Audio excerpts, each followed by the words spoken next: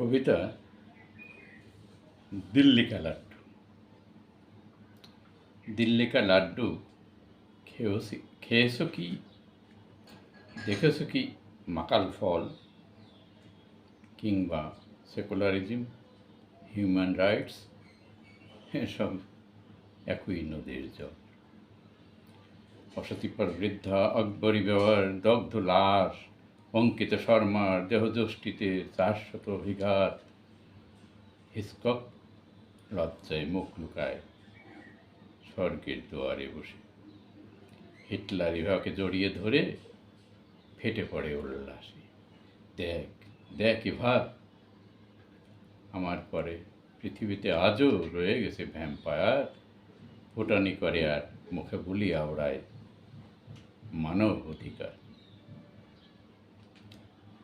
পারিবারিক শিক্ষা হারিয়ে ফেলে হয়েছে সেকুলার, ধর্ম নিরপেক্ষতা উদন্দার শব্দ করেছে আবিষ্কার।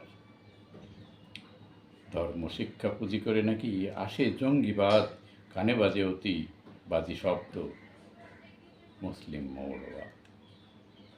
কোরআন পুরাণ গীতা বাইবেল হয়েছে অতি প্রাচীন, ত্রিশূল ড্যাগার পিস্তল হাতে ঘোরে গোমাতার সন্তান।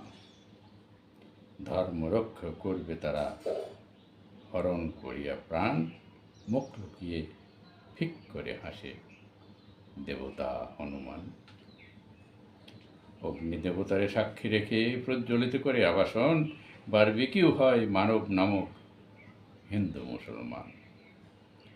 গৃহদাহ দেখে গাত্রদাহ হয় না ওদের, ওরা কর্ণধর, রামের গ্লাস হাতে নিয়ে বসে চায়ের দোকানদার।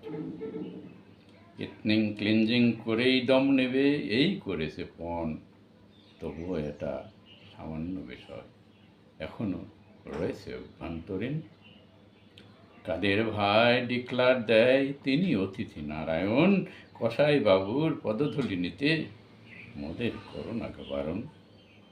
মাকাল ফল উপদেশ দেবেন মস্তকে করিব ধারণ, fuck up human rights is democracy beautification. চিন্তাক্লিষ্ট বুড়ো ভাসানি মাথা চাপড়ায়, কবরের মাঝে বসে সব রসুনের এক ফুটকি হয়ে গেল কি করে। Thank you.